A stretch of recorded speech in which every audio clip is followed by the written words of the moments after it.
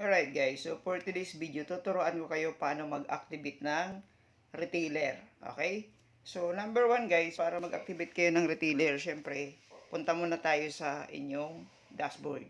Okay? So pag nandito na kayo sa dashboard nyo ng Ludmana apps, ayan, so once na nakalagin ka na, ang unang gagawin mo guys, i-share mo tong link. Link na ang gagawin mo, itong link na to, affiliate link. Okay? So, kung yung magpapa-activate sa iyo ng SIM card na retailer is kaharap mo siya ngayon, click mo tong activate LM user.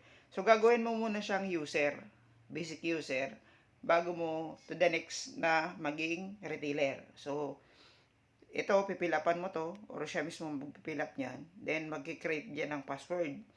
Show password, then create account. Okay?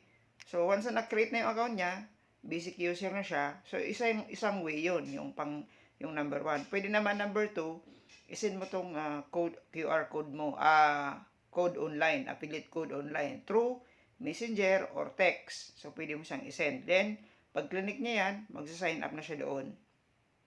So, once na nag-sign up na siya as basic user, pupunta ka na dito sa member dashboard. Kiklik mo na yung member dashboard para ma-check mo naman siya kung talagang na-activate na siya. So, syempre, ikaw naman, lagay mo yung username, password mo. Okay, so sign in ka. So, titingnan mo siya doon sa affiliate program kung nandun na siya yung pangalan niya. Okay, so zoom natin dito sa affiliate program. Okay, so pag nandito na siya, ang gagawin nyo guys, ilabawa ito.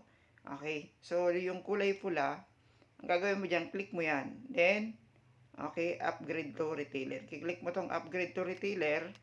Ayan, so make it sure meron kang 100 mana wallet. So pag click mo yung confirm, then submit, so retailer na siya. So okay, so then pag retailer na siya, magla-login na siya sa kanyang account. Ayun, yun lang po yun. So dito siya sa part na to, sa may transaction na yan, may nakalagay dyan login. So enter niya yung cellphone number niya, and then yung kanyang password. Okay? So, ganun lang po. Kasi kung kung halimbawa, dinirekta mo siyang inactivate dito sa retailer, okay? Magki-create pa siya ng password.